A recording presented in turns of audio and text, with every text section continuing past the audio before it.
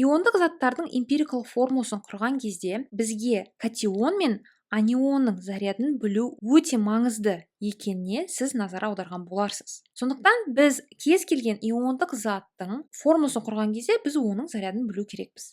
Ал моноатомды иондар үшін олардың зарядын біз периодтық жүйені қолданып таба аламыз. Біріншіден, сілтілік металдарға назар аударайық.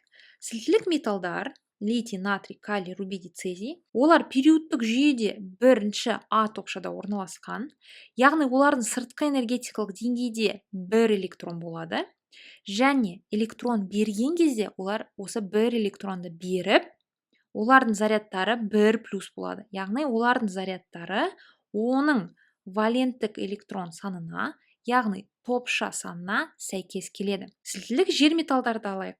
Бізде мына жерде магний, кальций, стронций, барий көрсетілген. Олар екінші А топшада орналасқан, сондықтан олардың зарядтары 2 плюс болады. Мына жерде алюминийді алатын болсақ, ол 13-ші топша немесе 3 А топшада орналасқан. Ол 3 А топшада орналасқандықтан, оның 3 валенттік электроны бар, және ол осы 3 валенттік электронды беріп, заряды 3 плюс болып келеді. Биметалдарды алатын болсақ, биметалдар бізде электрондарды қосып, теріс зарядталған моноатомды осындай аниондарды түзеді. Биметалдардың зарядтары туралы мен бірнеше слайдтан кейін тоқталып кетемін. Енді мына жерде периодтық жүйеде бізде ауыспалы металдар орналасқан. Ауыспалы металдар олар бірнеше зарядтарға ие болуы мүмкін. Сізге барлық ауыспалы металдардың зарядтарын жаттаудың еш қажеті жоқ. Мектеп бағдарламасында біз осы металдармен жұмыс жасаймыз. Осы металдардың зарядтарын білу сізге жеткілікті болып келеді. Назар аударатын нәрсе, көріп тұрғандай, хром, марганец, темір, кобальт, никель, мыс, олар бірнеше зарядтарға ие. Ал мырыш, күміс және кадмий болса, көріп тұрғандай, оларда тек қана бір заряд бола алады. Оларды білу өте маңызды болып келеді. Мына жерде қалайы мен қорғасын, олар ауыспалы металдарға жатпайды.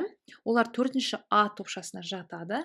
Алайда олар 4-ші А топшасына жатқанына қарамастан, олар да бірнеше зарядқа ие болуы мүмкін. Көріп тұрғандай, олар 2 плюс және 4 плюс зарядтарына ие болады. Және соңғы назар аударатын нәрсе бұл сынап. Сынап моноатомды ион құрған кезде оның заряды 2 плюс болады. Ал мына жерде сынап 2 плюс дегеніміз бұл полиатомды ион болып саналады. Сондықтан ол моноатомды ион болып келмейді, алайда сынаптың осындай полиатомды ионы бола алады. Негізгі топша элементтері үшін олардың зарядтарын жаттаудың еш қажеті жоқ. Олар топша номеріне сәйкес келеді. Ал ауыспалы металдар үшін бізге осындай зарядтарды жаттау керек болады.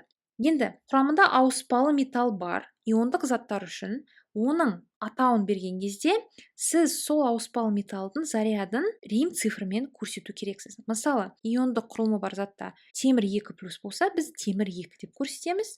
Темір 3 плюс болса, темір 3 деп көрсетеміз. Және көріп тұрғандай басқа металдар үшін тап солай. Күміс және мырыш жаңа айтқандай, оларда тек қана бір заряд бола алады, сондықтан оны рим цифрымен көрсетпейміз.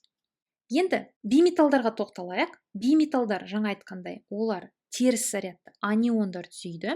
Мына жерде бізде 15-ші топ дегеніміз бұл 5 А топшасы, 16 бұл 6 А топшасы, яғни осы топша номерінен 10-ды азайтқан кезде сізде топша номер шығады. 7 А, және мына жерде бізде инертті газдар орналасқан. Инертті газдардың сыртқы энергетикалық деңгейлері 8 электронға толып, аяқталып келеді. Біздің каналымызда валенттік электрондар бойынша видео жүктелген. Сол видеоны қарайтын болсаңыз, сіз барлық атомдар электрондарды берген немесе электрондарды өзіне қосқан кезде инертті газдың электрондық конфигурациясына ие болуына тырысатынын көрген боларсыз. Тап солай, мына жерде бізде биметалдар сыртқы энергетикалық деңгейінде 8 электрон болу үшін электрондарды өзіне қосып алады. Мысалы, азотты алатын болсақ, азот 5-ші А топшада орналасқан, 8-ге толу үшін оған 3 электрон қажет, яғни ол 3 электронды қосады, және оның заряды енді 3 минус болады, себебі ол 3 электронды қосты. Енді осындай теріс зарядталған моноатомды анионға атау берген кезде, біз элемент атауына аяғына ит жұрнағын қосамыз. Мына жерде бізде азот, бірақ оның латын атауына біз ит қосатын болсақ, бізде нитрит шығады. Оттекті алайық. Оттек 6-шы А топшада орналасқандықтан 8-ге толу үшін ол 2 электронды қосады. Сонда оның заряды 2- болады. Енді оттек 2- анионының атауы бізде ол да итке аяқталып оксид болады. Фторды алатын болсақ, фтор 7-ші топшада орналасқан.